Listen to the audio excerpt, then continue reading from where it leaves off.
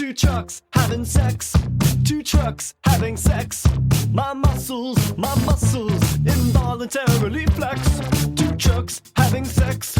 Two trucks having sex. My muscles involuntarily flex. Two pickup trucks making love, American made. Listen up, Autothoughts and Decepticons. You're listening to Prime Cuts, a non-linear history of the Transformers franchise on television. I'm one of your hosts, Audrey. I'm your other host, Nero.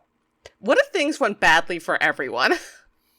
What if it all went horribly wrong? Well, actually, it went really good for one guy, and one guy only. Yeah.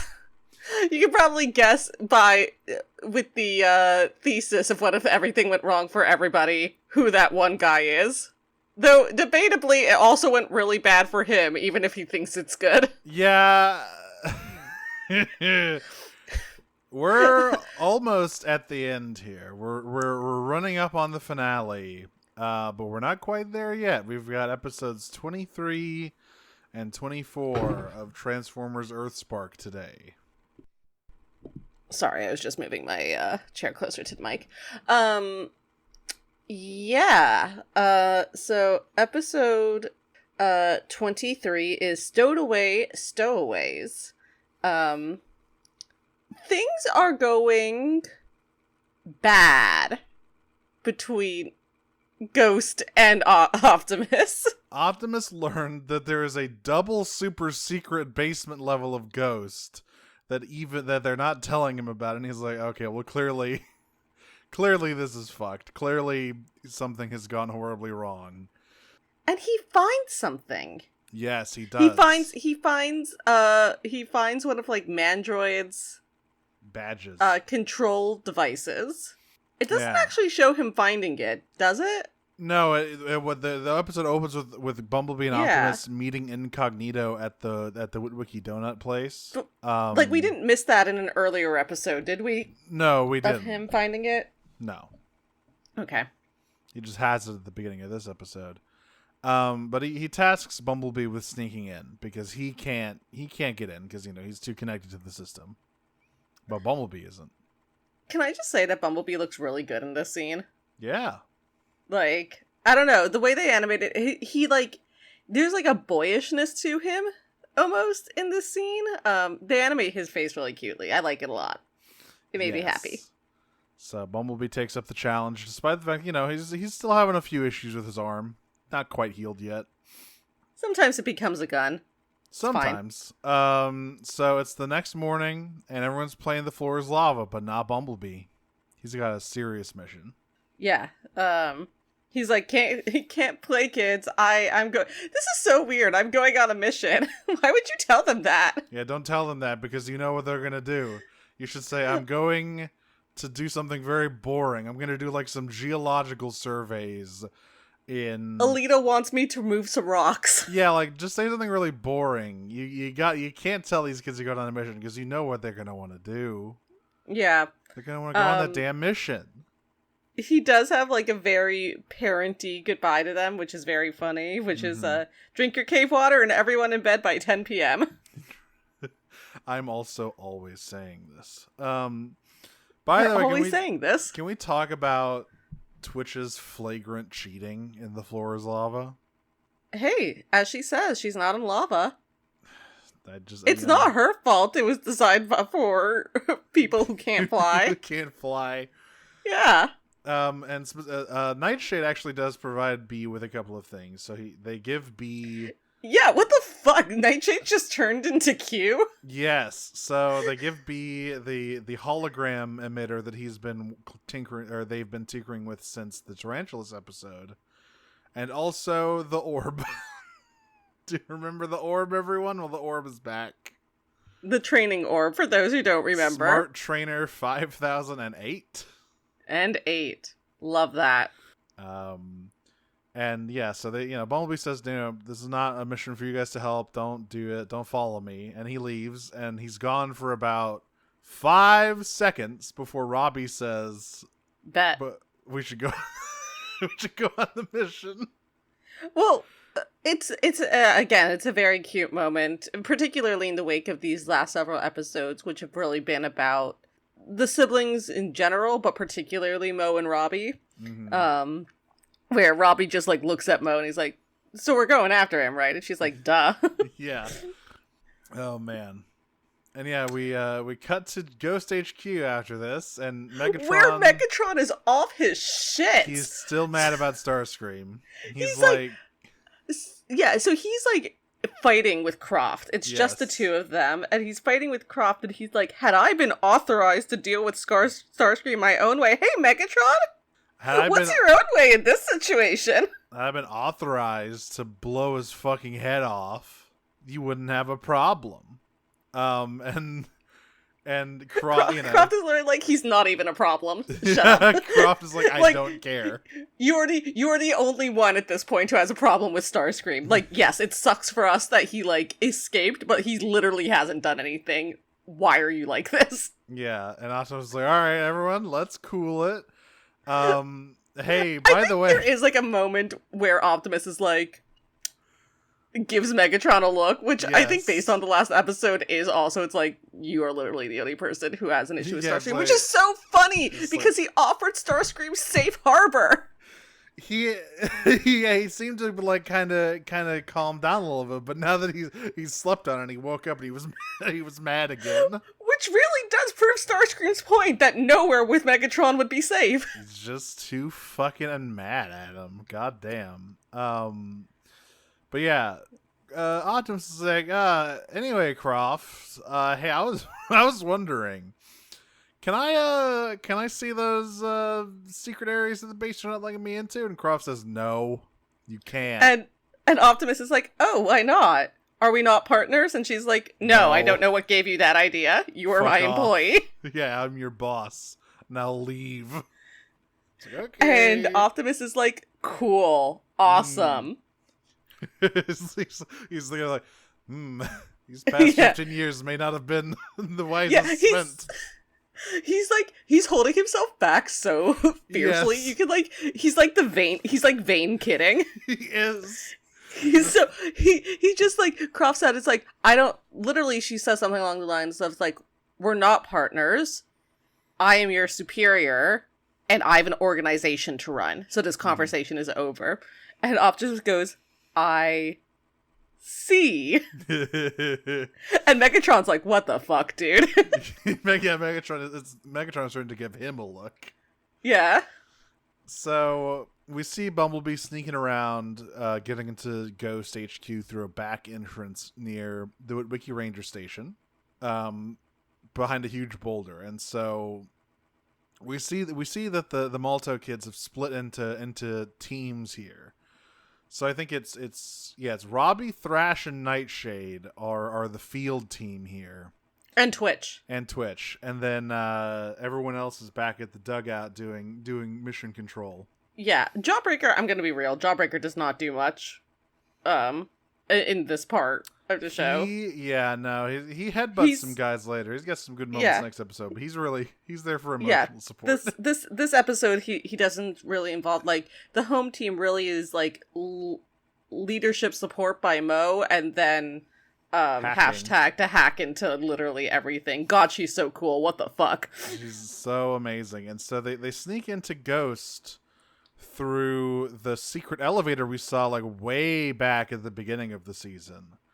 Right, so what happens is Twitch first follows Bumblebee to figure out where he's going and sees him enter through the tunnels that Swindle was using at the ranger station. And then Robbie's like, well, we know a more direct way, don't we? Yeah. So they commandeer the elevator, and they figure out how to get past the security there. Which is only Twitch. one guy. Only one agent. Twitch is so good. Yes. So Twitch transforms into her drone mode and gets like an Uber Eats thing. Yeah. And pretends to be drone delivery for Schloter. Meal delivery for John Schloter. Meal delivery for John Schloter. And she just flies down the base, and the lady on duty is like, hey, wait. Wait, you can't be in here. Stop. Yeah. I really begin to understand why Croft replaced all of the humans with robots in this episode. That's not what they're called. They're called something that I think sounds like fetishists, but we'll get there. These fucking things. Yeah. So while the single agent who's guarding the elevator is chasing after Twitch, the other three drop down. There's another moment to hear of like really getting to see how fuck ass huge Nightshade is. Yes. They are so much bigger than Robbie and Thrash. It's like kind of funny. Yeah, once again, Twitch is basically human size. Thrash is like Thrash is like tall. a human and a half.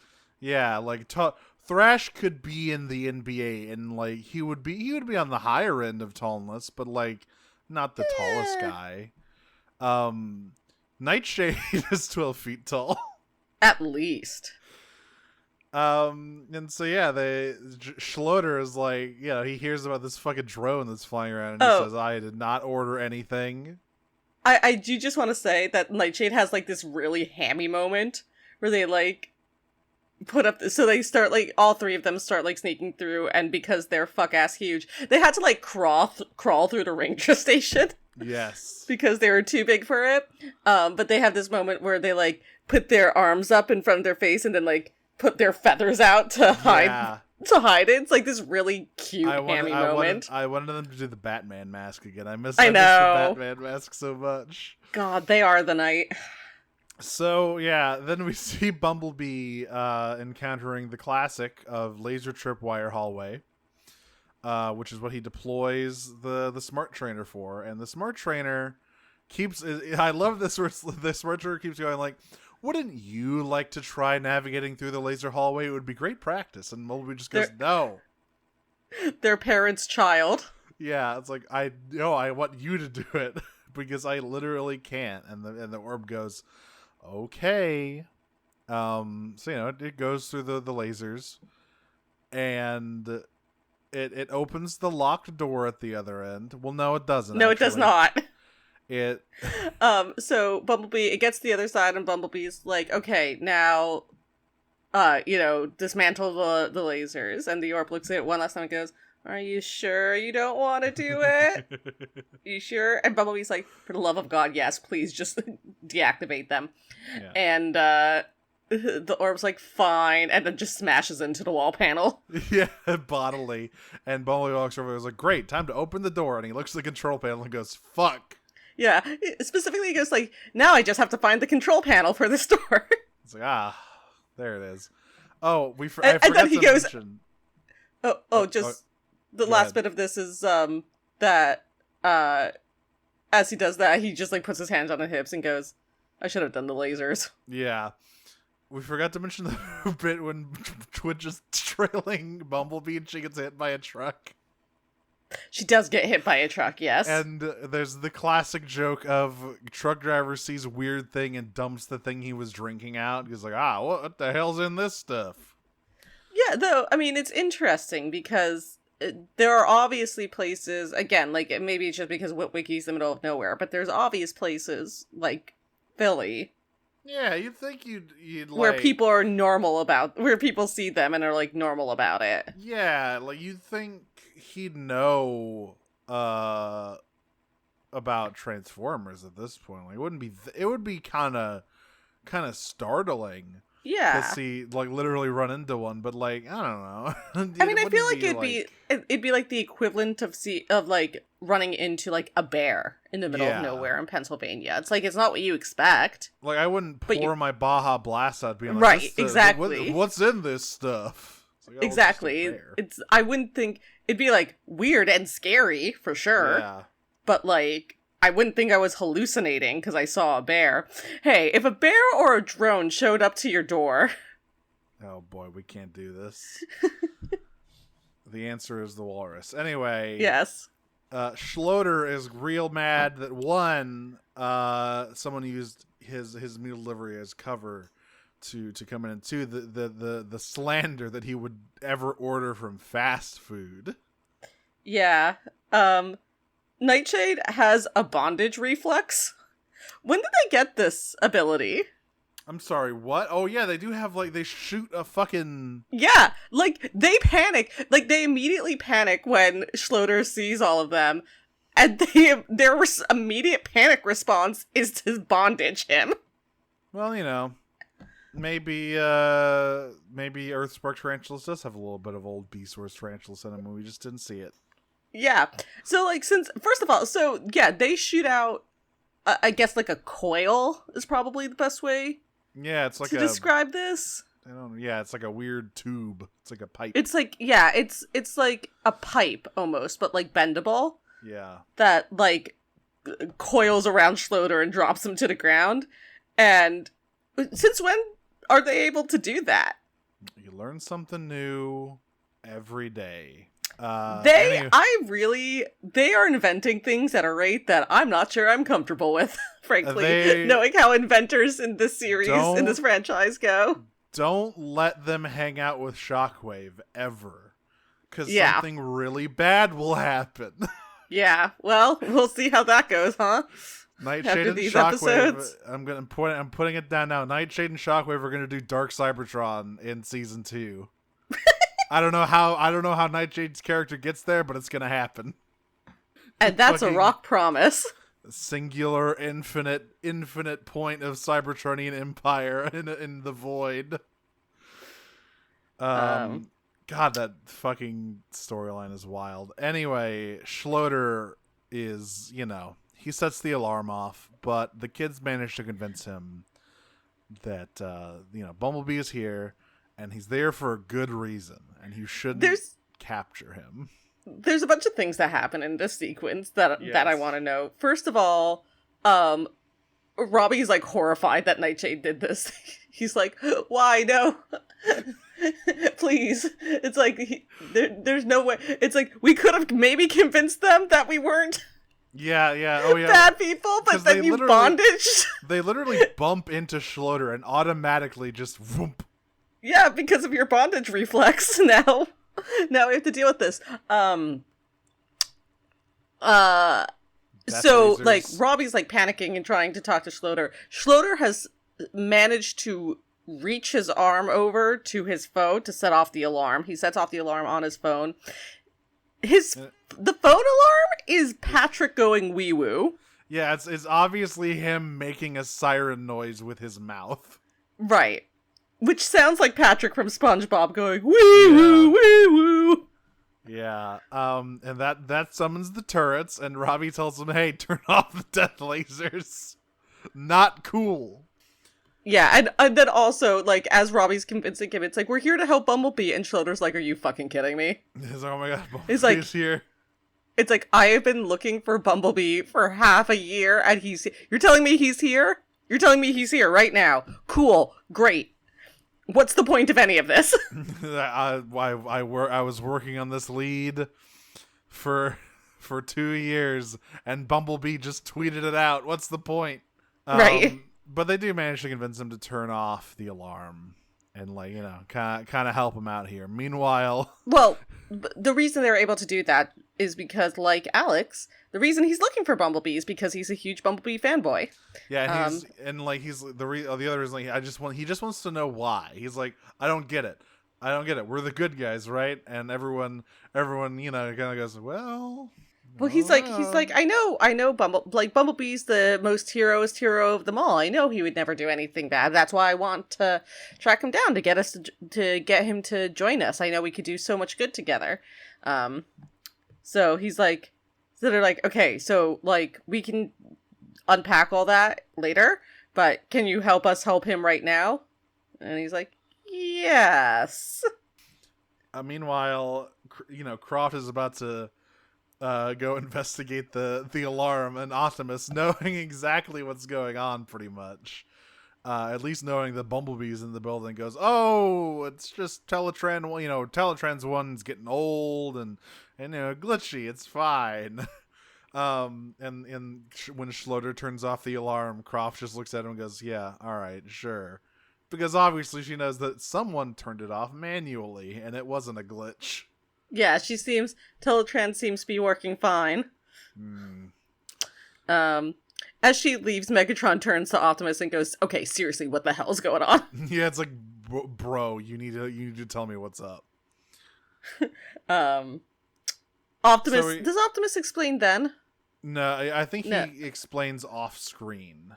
No, he explains it because he's like, I'm not going into details, but Bumblebee is here. I don't trust Ghost. Like, he says those words, yes, verbatim to Megatron. He's like, I don't trust Ghost. I need someone, Bumblebee's here because I need someone to help get in. And Megatron responds with, "Deception. I didn't think you had it in you." It's like, damn, that's hot. Yeah, he's so horny for it. And yeah, we what do they keep it in the secret basement? What's so bad? What's so gnarly that they would keep the knowledge of it from their Autobot allies? Well, it's a fucking space bridge. Now, before we get there, we do have to get Bumblebee getting into there. Yeah, using like a Decepticon door hacker. Yeah. Hey, Bumblebee, why do you have proprietary Decepticon technology? Breakdown gave it to him after a booty call. You know what? That's fair. So yeah, he sees that there's a space bridge, and he's like, "Oh, what the fuck?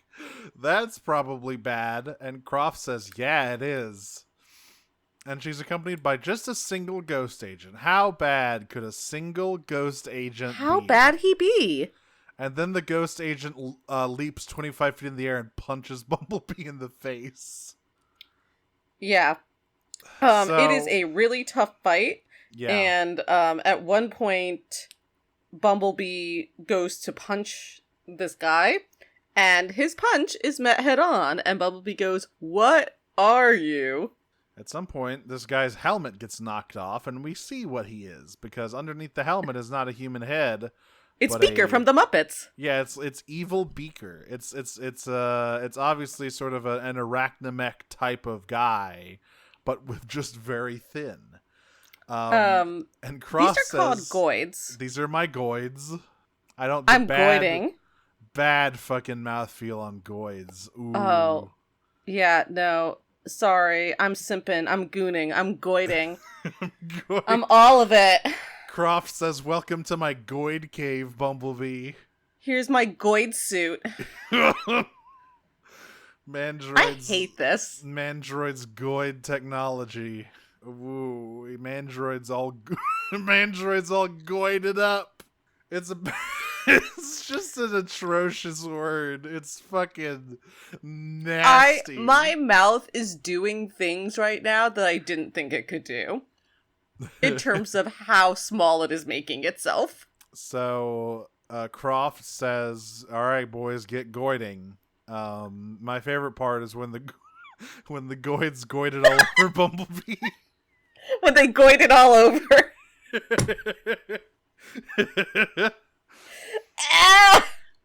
Oh, God. When Croft said it's Ghoiding time, and then she Ghoided all over. So Bumblebee gets Ghoided, and they're about to. Croft is about to fucking kill him when the rest of them, when Schluter, everyone else comes in, and Schluter's like, "Yo, hey sis, what the fuck is happening? What's going on?" Now we get Croft's first name here. Yes, Karen confirmed. Yeah, her name is Karen, which is an incredible choice from the writers of Earthspark. A true girl boss all the way through. Yeah, Yes. she really is gaslighting and gatekeeping, ain't she? So she killed all of the... so at a certain point, all of these dudes in the armor were human. Because obviously, I don't think that's true. You think they were Ghoiding it up the whole time? Yeah, these are clearly fully Ghoided. Even before Mandroid rejoined Ghost, you think they were all Ghoided? I don't think those were Ghoids. I think those were agents. I think these are new. Well, but they're using the same armor. So what I mean is, we've seen guys wearing right, this but armor she's before. using again, Schroeder thinks it's just a normal agent. It's Yes. normal ghost stuff. So she's like, this is stuff. I think that it's the same suit of armor because she doesn't want people to know that she has these Ghoids. Yeah, she doesn't want people. Look, she doesn't want people to find her Ghoidcave. No, what I mean is she killed all of the other. There used to be humans who worked at Ghost. It seems like everyone who was in that armor no longer works at Ghost, and there's a pile of them somewhere in the basement. No, I think that's totally different. I think all those people still work at Ghost. She just has this separate secret army. So you could have been hanging out with a Ghoid, and you just had no idea. You're hanging out in the cafeteria, basically, with yeah. your boy. And it's like, hey man, why don't you ever take your helmet off? And he goes, "Wah!" And you go, hey man, that's cool. I get it. Yes, that is what I think is happening here. So during this, Croft reveals the space bridge. She's going to. What is her plan with the space bridge? She's gonna conquer Cybertron. Oh, right. She's just going to fucking find Cybertron and conquer it with Ghoids. She's going to Ghoid all over Cybertron. Yeah, she's going to go, it's Ghoiding time, and then Ghoid all over Cybertron. Yeah. And also, Croft has there's no hesitation to beat the shit out of her brother. She does not care. Yeah. Though, I will say, it didn't even sort of, register with me until Schroeder has a really, good line, actually, to Robbie, as this fight continues, and as he's, sort of, fully turns to the Multibot side, where he's like, so, see, this is what happens when I argue with my sister. Yes. And Robbie's like, you're related? But I didn't even think about, before this point, the parallels being drawn with Croft and Schroeder being siblings. Yeah, brother and siblings, yeah. Yeah, about, obviously I knew they were siblings, but I didn't think about how that thematically fit into a story that is, at its core, about siblings. Yeah. Who have a very different relationship. Damn, That's cool. I didn't think about that either, yeah. To have that, different, this is what happens if your relationship sucks with your sister. These Ghoids, so the Ghoids, they have saying it. I keep saying Ghoids. I know. I'm fucking Ghoid pilled here. Ugh. So these entities, they have electro staffs basically. It's the classic. I don't know why. Okay, this is very funny with it because they do cock them like guns, but Ghost also just has laser guns, so it's very funny that they have that. The classic kids show, you have an energy spear type thing that shoots lasers that you cock like a gun. Yeah. Anyway, they get their asses fucking beat bad because these Ghoids, and let me tell you, they're tough. Well, there's a moment where they're doing okay. I mean, with all of them together, they do a pretty good showing. Yeah. But it's ultimately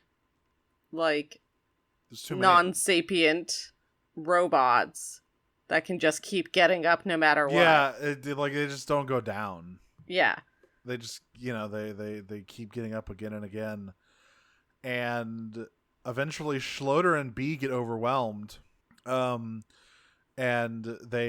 someone who activates the space bridge? Is it hashtag who activates the space bridge? No, it's Schroeder and B. That's why they're the ones who get overwhelmed.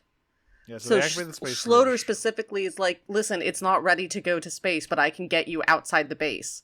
I can do a quick local jump. And so he and B lock in the coordinates, and then they get overwhelmed while they're doing it.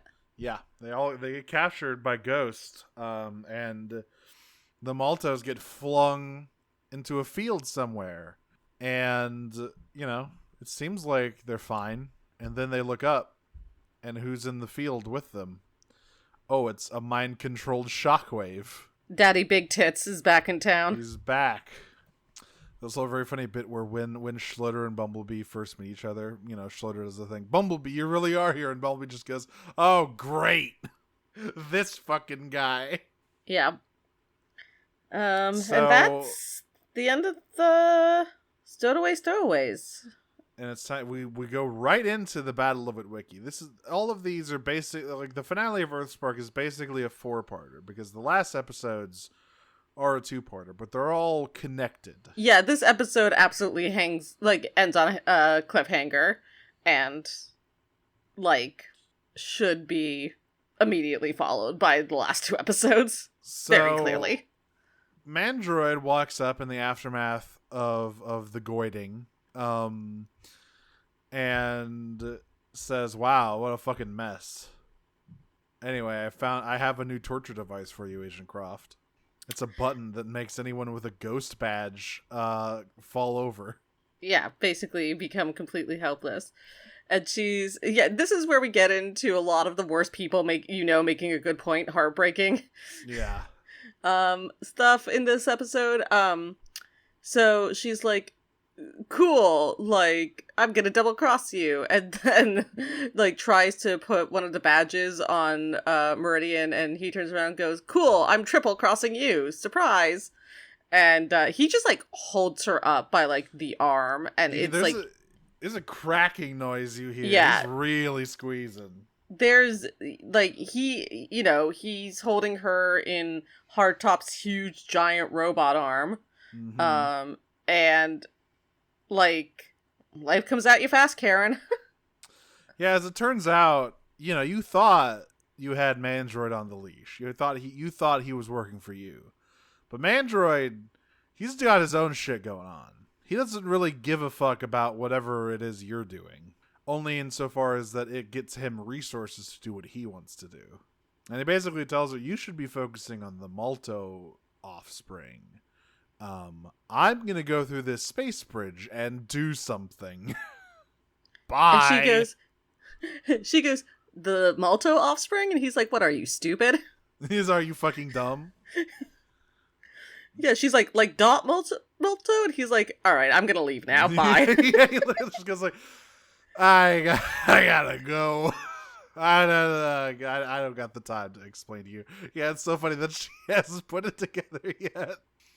And then, it's so funny because she's so thoroughly owned in this scene by Meridian. Yeah. And then, as soon as he threw the switch, she's like, oh, I got everything I need. It's you played into my head this entire time. It's he didn't. He broke your arm, girly.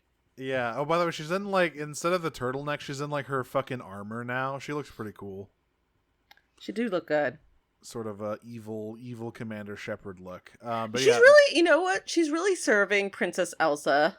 Yeah, a little bit. Or actually, no, she's really, she's blonde, but platinum blonde. Yeah. She's just gone gray early. But, look, planning, it's stressful work doing what she does. But she's, she sounds so much like, what's her face, who plays Anna, actually. Oh, Kristen Stewart. Nope, not that No, one. not Stewart. I know, it's Kristen something. Not Kristen Wiig. Who's Kristen Bell? That's the one. Kristen Bell, that's right. Yeah. So she's really serving Anna to me. She sounds a lot like Kristen Bell to me. Who does? I'm not sure who does your voice. Let me check that. It's gonna be Carrie Walgren. Okay, not Chris. That would be crazy. Kristen Bell. Oh yeah, no, they did not get that get. But yeah, as we said, Meridian walks through the space bridge to parts unknown, and to do something we don't know what for a while. Oh my god, sorry. I was just looking at the TF Wiki page for Croft to look at her voice actress, and literally the first photo, the caption for it is Gaslight Gatekeep Girl Boss. That's right. So, meanwhile, back at the fucking cornfield, Shockwave is pursuing Robbie, Twitch, Thrash, and Nightshade. Yeah, he no questions asked, opened fire, and Twitch sees on his shoulder that he has Mandroid's proprietary brainwashing technology. Yep.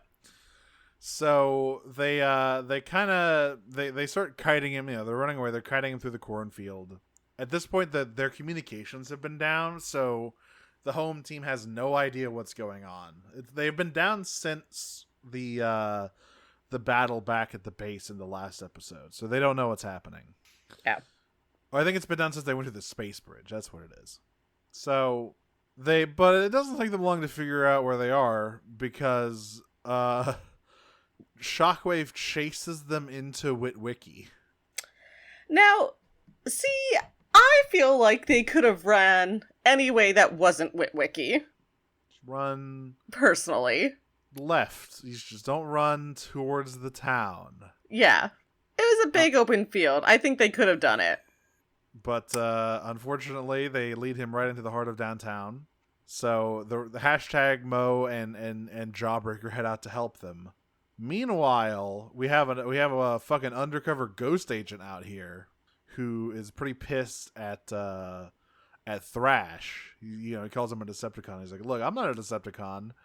And this undercover agent goes, "Yeah, I don't give a shit. I'm calling in the cavalry." Yeah, he's like, well, look what you've done. And, to be fair to the ghost agent, Witwicky's pretty boned. Yeah, there's a gigantic purple cyclops with beautiful hips currently blowing up City Hall. He's My beautiful Ghoiding wife all over City Hall. My beautiful wife, spam likely. So Dot has somehow been in the base the whole time and not noticed anything amiss. She's just been on her coffee break or something. And Dot gets pulled into it and pretty quickly realizes that, oh god, my kids are over there. Well, yeah, because what is it's like the base is on alert and she asks what's going on, and they're a group of Decepticons have gathered to attack downtown Witwicky. And she's like, have they? Decepticons, you say? And you don't have names for them. Interesting. So the Maltos actually do manage to take down Shockwave here in a pretty sweet fight scene. Mo cuts the little cable on his cannon with her sword. That's pretty cool. It is, logistically, it's kind of horrifying again that these kids are being asked to do some of this stuff, but it is really dope to see as empowered child characters in human characters. Yeah, and then they get a rocket launcher pointed at them. What? They get a rocket launcher pointed at them immediately afterwards because they go, "Yay, we did it! We defeated Shockwave!" And then they turn around and see guns. No negative consequences. Yeah, so we have Dot is racing towards Witwicky at this point because she knows what's up. This undercover ghost agent, the classic thing, he panics, he fires the rocket, Thrash deflects it, and the rocket ends up hitting the road in front of Dot where she crashes into the fiery crater. Yeah. Alex is also somehow right behind her. Yeah, she also... I imagine he heard what was happening from Hashtag and Jawbreaker and Mo. Okay, yeah. They had to run by him to get out, probably. Yeah. He's in the minivan. So, Dot puts together what's going to happen very quickly. She was clearly rushing towards this group. She's being converged upon by Ghost. Croft is on her ass. And she knows that she's going to be, that she and all her kids are going to be found, culpable if she doesn't do anything. So she, yells to Alex. She's like, leave me. Same thing as, Bumblebee and John in the last episode. It's you gotta get them out of here. So he throws a smoke bomb. Yeah, whips his minivan around, and then when the smoke clears, the minivan is there, but he's gone, and so are all the kids. And no, I think the minivan is still there, but they're all gone because they just drive off. Because that's it's what not I a said. smoke bomb. What happens is they open fire on the minivan. Yeah. Just light that shit up. But then they're gone. And Anyway, Croft they're all out of there, and Dot gets a drive home from Agent Croft. Yeah, it's would you like a drive home? They're doing surgery on Shockwave back at the dugout. Nightshade. They are... I feel like Nightshade and Twitch are really, the MVP. And Hashtag. Yes. They just have, ridiculous abilities. Thrash can throw a wheel. Yeah, I do feel a little bit like Thrash, in particular, got sort of the short end of the stick for He doesn't like have any character development. He doesn't have any cool abilities. He doesn't have any fun stuff to do. Yeah. And he also So- doesn't really have a he doesn't really have a dad too. No, he doesn't. He never got a dad too. Everyone else got a dad too. It's interesting. It's sort of weird actually that particularly in the earlier episodes that he wasn't developed as much as Twitch was. Yeah, that is interesting. He kind of ends here. I mean, who knows? Maybe these next 2 episodes, Yeah. super thrash heavy. But he kind of got the least amount of even compared to the ones who literally joined. Yeah, that's in what I'm the saying. middle. Oh, I guess he had the swindle stuff earlier Yeah. in the season there. So Anyway. they're having some trouble removing the Mandroid badge because it's like a new version. It's more advanced. And Twitch tells Nightshade, well, do we even want to remove the badge? Like, this is Shockwave we're talking about. What if he just blows us up anyway? This guy fucking sucks. And Nightshade's like, well, first of all, my first love is science, not humanity, so jot that down. Yeah, and then- hashtag says like, look, Yeah. it fucking sucks. I've been here. It sucks to be controlled by Mandroid. Yeah, hashtag's like, I wouldn't wish that on anyone. It was like the worst feeling you could imagine. I wouldn't wish it on anyone. And Twitch is like, all right, fair enough. I do. So Thrash, he does get a little moment here that I like, which is him going like wondering if the Autobots and stuff, that like it's just ruined now because of their war, right? Like, Right. no matter what they do, they just can't fix it. It's all too fucked. The only way out is through. Yeah, and that's basically what Alex and Twitch say. Yeah, the only way out is through. We got to keep going. They get the badge off of Shockwave, and he immediately sits up and goes, "Where the fuck is Mandroid?" It's so funny. There's like a half start at first when Nightshade is able to first get the badge off, where Shockwave like jolts and then like lays down again, and everyone's like, "Oh, phew!" And then he like sits up immediately. He's Where's like, "I'm gonna kill Croft? him." Where's Croft? Where's Mandroid? I'm gonna fuck him up. And yeah, he is immediately ready, like all that shit about hybrids and stuff. All that's out the window when it's time to fuck up Croft. He hates her so much. Now she did something that he would never do, and she betrayed him. That's right. A thing no Shockwave would ever do in any series. So he's so loyal. He's so Famed for his loyalty, I would say. so trustworthy. Well, I mean, he is famed for his. In some ways, he is famed for his loyalty, isn't he? Man, I mean, if you're Megatron, you're 3 lieutenants. You got 2 guys who are always trying to fucking put one over on you, and then Soundwave's chilling. He's actually a real one. Except Soundwave has a higher, stronger moral background than you do. So as That's soon as right. you start fucking around with that, you lose him. That's right. So it's like it's like the world's worst dating sim where you're just trying to balance all these fucking like bond levels, but all of them are insane. Decepticon High Command is my favorite sitcom. So, Shockwave pretty quickly realizes that Ghost has put Witwicky under the dome. They put it on a communications blackout. And we've like seen this technology before. It's the same technology that like hid the remains of the old base where Alita was like punching cars. And Where Shockwave got them before.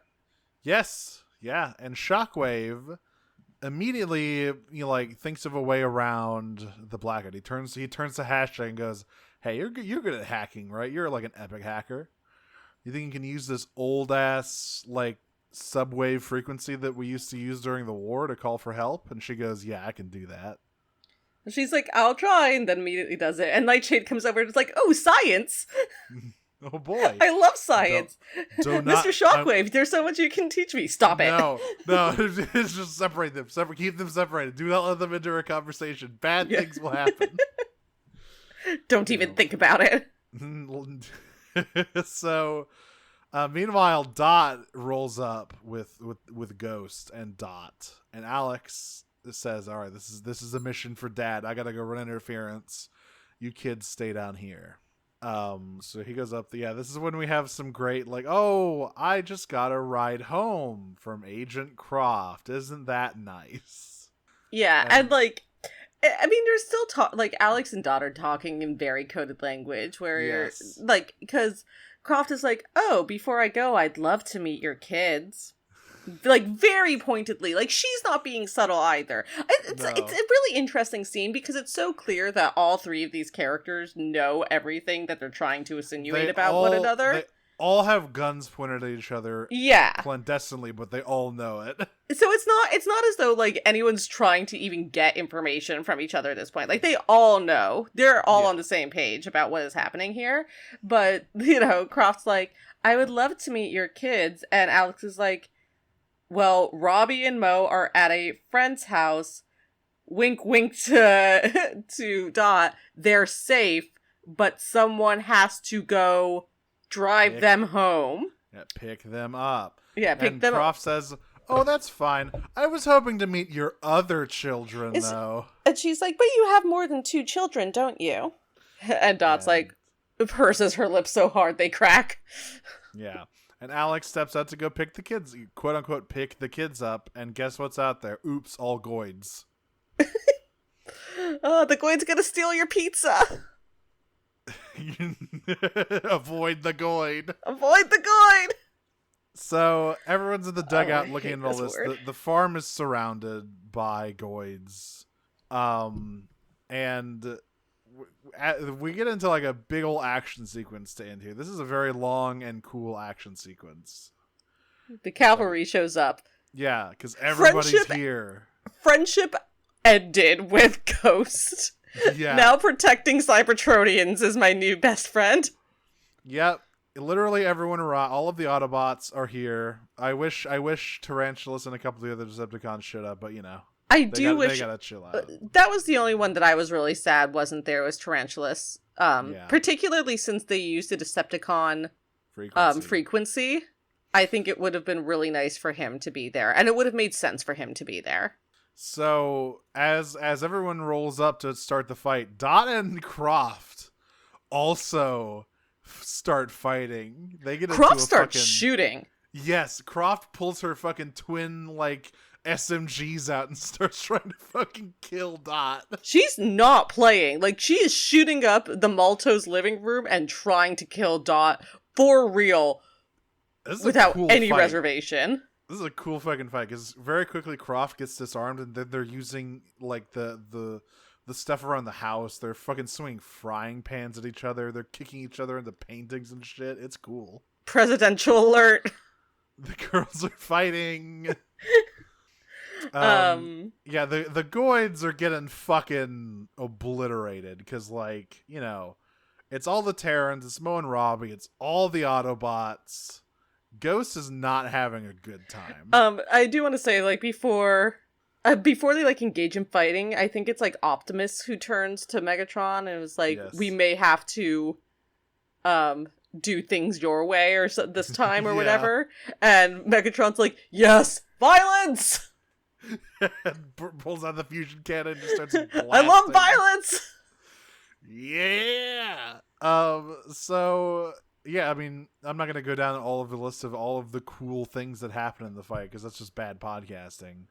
But it is very cool, to be clear. There's good moments. There's, you know, we get Jawbreaker and Grimlock reuniting. We have Arsene Alita 1 doing badass shit. We have Twitch saving Wheeljack. And saying no one hurts Dad too. We have Optimus. We have Megatron and Shockwave broing out, which is...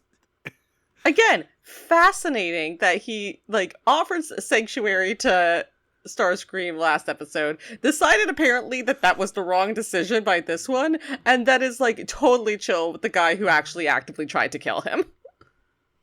You know, he's just like Shockwave more. He just it's all it comes down to. But there's a funny line where, like, he says, clever, using the old Decepticon emergency line, and Shockwave goes, I think you mean ingenious.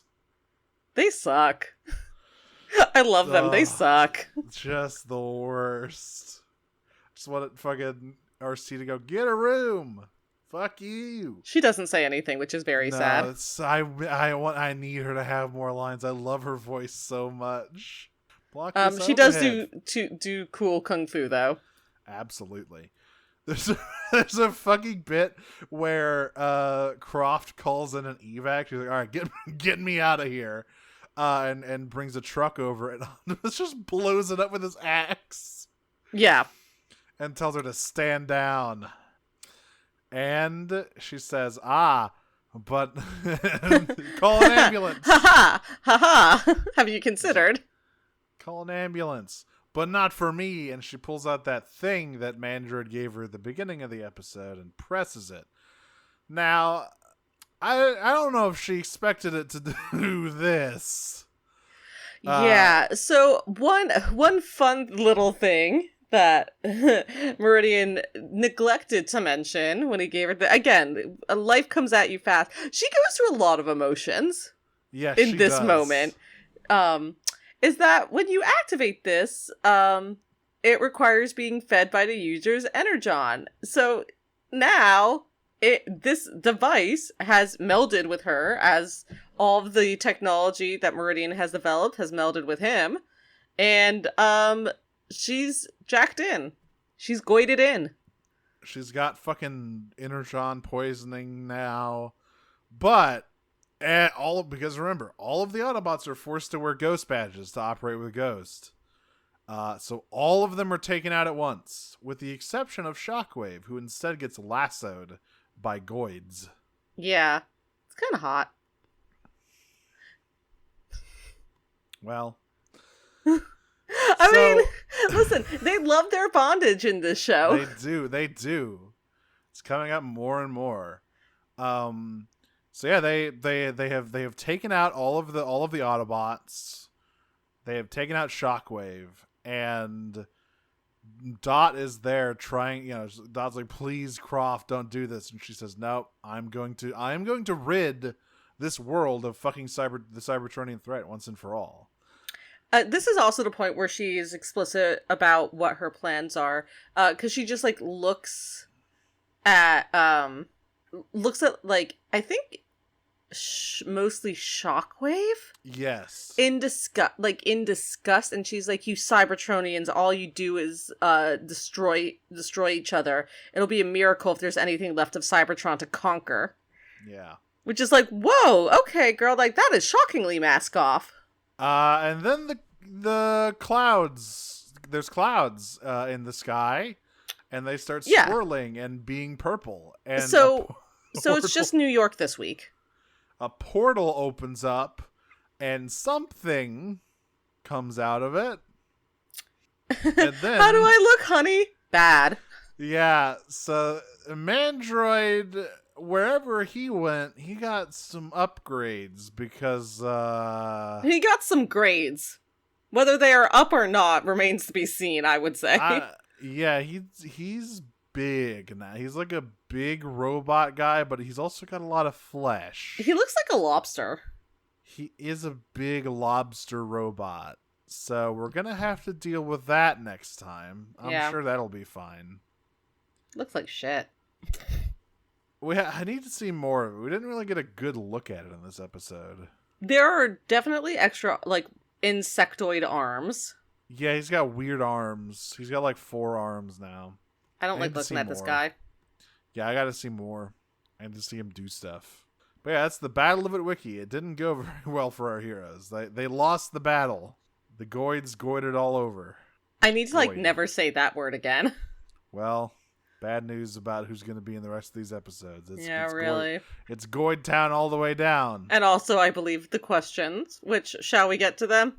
Yes. Do we have any on I don't think so. The Everything website? No. Okay.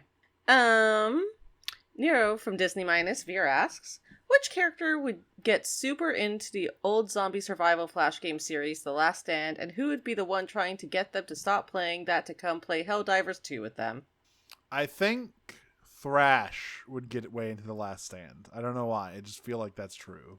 And he gets super obsessed with, like, perfecting it. And Mr. Esports himself, Robbie, would be the one trying to get him to play Helldivers 2. He's like, dude, this shit is old. Come play with me. He's like, no. God, this really is.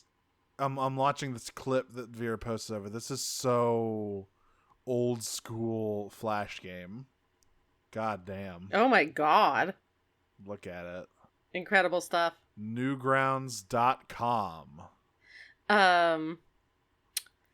Scoop from TF2 Daphnis asks, so, did anyone else think it was fucking epic when Dot bitch slapped Croft with the fridge, or... Yeah, it was good. That was really good. Yeah, the girls were fighting. That fight scene is honestly like really impressively choreographed for a show like this. Yeah, and it's also like, I think it was really fun to see a character like Croft just like go ham. Yes, she's like just been this, you know, the lady in charge. She's just been in her turtleneck, but she puts on the armor and takes out the guns, and it's time to go. Yeah. Sidewinder Sabrina asks, which Bond in the series do you think would make the best secret agent? Who would be the worst? So the worst would be Jawbreaker. He's just too good to lie. He's just too good of a boy to Also, lie. he's like big and clumsy. Yeah, he's big and clumsy. He's got gibbon arms. I think the best secret agent is Nightshade, right? I mean, of the main characters, yes, it is definitely. Yeah. I would say it is Nightshade or Twitch. Yeah, Twitch. Nightshade is Twitch's Q. That's what it is.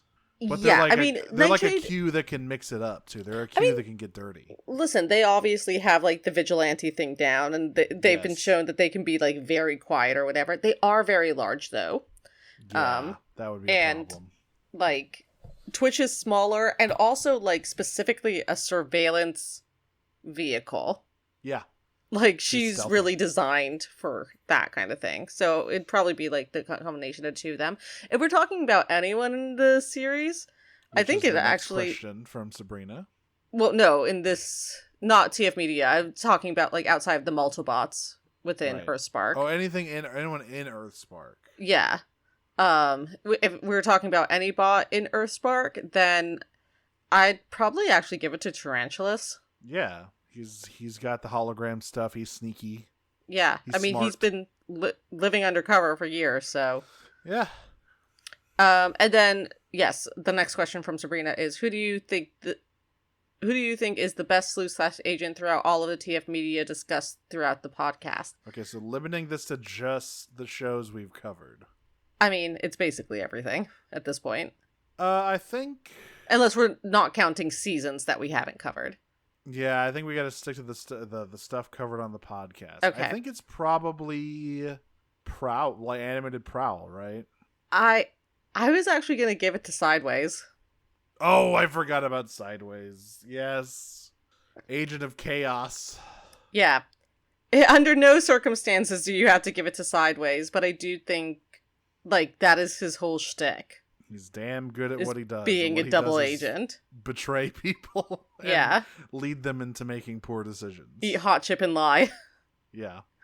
Sabrina also asks, how appropriate is it that the screaming ghost agent did the most damage to Witwicky rather than any of the Terran/Shockwave? Oh yeah. Okay, Shockwave blew up several cars and buildings. Yeah, he did blow up a road, and that is very bad, but... Yeah, it's hard to tell. That was a pretty big hole with the bazooka. It's a big hole. He shot a rocket at the ground. That is pretty bad. Yeah. Shockwave, Shockwave did... We must hand it to Shockwave. He's very good at being a giant monster. He is a gun. He turns into a... God, I'm remembering his weird fucking... walking tank alt mode in the show. That's so good. Little Spider-Man. Ooh, I love it. Ooh. Once again, with the further use of hashtag's ability to tap into the old Decepticon cipher, as well as last week's door opening ability, I would like to again posit that her ability is an outlier ability, or something similar. Oh yeah. No, for sure it is. She's just tech. She's got tech ability. Yeah, although there was a line from Shockwave actually in this episode that made me wonder if it was innate or if it was just a result of her alt mode, where he's like, "Oh, yeah, you're a satellite." Yeah, you have like a personal satellite or something. You have access to a personal satellite because of your alt mode. Right. So, And the last question from Sabrina is, finally, how do you feel about Chekhov's energon poisoning? Seems bad. Yeah, Croft, you might have fucked up here. Life comes In at you several fast, ways. Karen. Ghoids come at you fast. Veer asks, are you a sword, shield, or surprise third thing? Pokemon Sword, Pokemon Shield, and Pokemon Gun. Yeah. I also instinctively went to gun. It just feels right. I would say I am a shield. I'm shield pilled. I'm probably a bladed weapon, but I don't think I'm a sword. I'm probably something like a dagger. Like a dagger, what about like a bow staff with like a blade, No. like a spear? Just something No, small, I'm something definitely quick. like slashing damage. Yeah, something quick, something precise. Yeah. Yeah. Where's the sweet spot where you get high on energon but don't start dying from energon poisoning? I think Croft is in that sweet spot currently. Who knows how long that's gonna last? And for the moment, it kind of seems like Meridian is as well. Yeah, well, Meridian, he's been doing pretty well for himself since he got the Ember Stone and since he figured out how to kind of solve his problem. Yeah. Since everyone but Thrash has gotten their dad too, do you think Thrash will get his during the final episodes, or are we just going to count Swindle as his dad too? No, That's he's sad. not dead. No, he can't be Swindle. No one should have Swindle as a dad too. Yeah. That's so sad. No, he need give him one. I don't know who's left, but you should give him one. It can't be Swindle. I'm not gonna count Swindle as his dad too. He held him at gunpoint. Yeah. Maybe he can get like Mom 2 instead. Maybe Alita could be like more active in Thrash's life. Or RC. I bet he and RC would get along really well. Yeah, I mean Alita and RC I feel like have the most similar styles. Yeah, him? but Alita is like more reserved and more professional. Yeah. RC is rowdy. RC likes to fucking headbutt steel walls. I love her. RC God. does the Stone Cold Steve Austin slam 2 beers together and chug 'em thing. Women. Vera also asks, how much murder is too much murder? I don't know, ask the Ghoids. Yeah. Or Megatron, who apparently gets off on that kind of thing. Megatron's answer is never enough. One, but it has to be Starscream. Look, it's like Pringles. Every- Just this one. Every death up to that point doesn't count. And finally from Veer, will this last stand go down in pop media history as the bad guys as the heroes, like how Colonel Only Losers Wait for Reinforcements when trying to do a genocide? Custer's last stand went down in pop media history, with Custer as the good guy who heroically died trying to do a genocide. Man, that guy fucking sucked at being a general. If you ever read anything about him, he fucking sucked at it so bad. I'm making blackout poetry where I'm just blacking out everything after that guy sucked. That guy just fucking sucked. Yeah. He was really stupid. He was not a smart man. And he was not a good man. It was a really bad combination of being stupid and dumb. Yeah, stupid and evil and got... Oh, yes, that's what I meant. Sorry, stupid and evil, yeah. Yeah, I mean, well, that remains to be seen. Again, like, there are also, like, degrees of bad guys right now, right? Like, Croft is a weird imperialist maniac. Meridian. But Meridian is off his shits entirely. Meridian has something else going on. Meridian's cooking something different over here. Meridian's the secret third thing. Yeah, like, who knows what the fuck he's gonna do next time, but I can tell you this, it's not gonna be good. Yeah. It's not gonna be pretty. Yeah. Slipstream Sam asks, would you trust Schloeder to find a good Chinese place to order from on DoorDash? Yes. Yeah, he obviously has knows. discerning tastes when it comes to food, at least. He knows like this, like the place that he'll even be like, you can't find that, you got to search this one up. It won't show up on your dashboard. You got to actually look this one up, but it's really good, and I would trust him. Ruby Road Rage Ruby asks, can you even find a good Chinese place in Nowhere, Pennsylvania? I mean, yeah. What? every town has at least one decent Chinese place. Yeah. You just have to look for it. I mean, is it gonna be like California's? Probably not, but like No. you can get yourself a crab ragoon. You're going to get a perfectly serviceable, succulent Chinese meal anywhere in the world. And and the last question is from Nero from Disney Minus from Veer. Can you even find a DoorDash in nowhere, Pennsylvania? And the answer is yes. You can find DoorDash everywhere. We live in a capitalist society. That's right. Give me Twitch. Twitch's going to get a side gig doing drone delivery for DoorDash Season 2. Season 2. Twitch works for DoorDash. Thrash and RC start a pro wrestling league, and Nightshade and Shockwave do crimes against humanity. That's And my Tarantulas fucking is there as well. And Tarantulas is there to try and stop that shit. In a franchise first, Tarantulas is there to stop that shit. Tarantula says, no, don't do that fucked up nightmare shit. And Shockwave says, yes, do that fucked up nightmare shit. And Nightshade says, I don't have any piney. And then the laugh track goes off. Yes. We've been Prime Cuts. You can listen to us on Noisepace.xyz along with a bunch of other great shows. You can listen to us on any podcatcher if you're choosing. You can follow us on Twitter at Prime Cuts Pod and also join our Discord. You can ask questions on Twitter or in our Discord, like the ones you just heard us answering now. I'm Audrey. You can find me at Optimum on Prime on Tumblr, Twitter, co-host, and Blue Sky. That's my funny robot internet joke. You can also listen to the other podcast I do. It's called Pot of Greed, and it's about Yu-Gi-Oh! I've also been cast in a radio drama, which we are gearing up to promote more, so you will, not only should you will be hearing more about that soon. That is not a threat, just a fact. And that's me. I am Nero. You can follow me on Twitter, Dragon Smoocher, co-host, Dragon Snuggler, Tumblr, Cyclonus with a 5 at the end of it. Find my other shows at Radio Free Heidelin and Talk Cycles, both on co-host. Well, it's been a lot of fun. So until next time, I'm gonna grab my Ghoids and get ready to Ghoid all over the damn place, transform and Ghoid out. I'm gonna hit up the SM club in my Ghoid suit, so everyone knows what I'm into. As I walk in, transform and roll out. Ghoid. I can't even say Peach. This is not Peachy. Goodbye. No, it's not.